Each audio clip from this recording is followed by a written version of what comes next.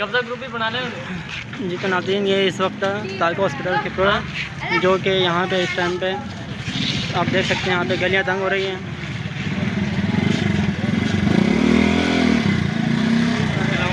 जी तो नाज़रीन इस वक्त हम खबर आपको देख सकते हैं यहाँ पे इस इलाके में कब्जा ग्रुप का कब्जा सरगर्म है।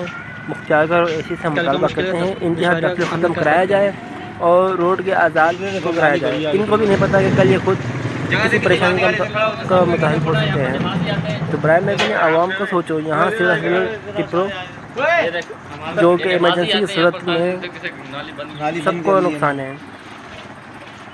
खुदारा आप सोचें, मेन गली है सोल हॉस्पिटल की, मेन रोड सेंजी रोड वाला बंद होता है तो यहाँ से गाड़ियाँ गुजरती हैं।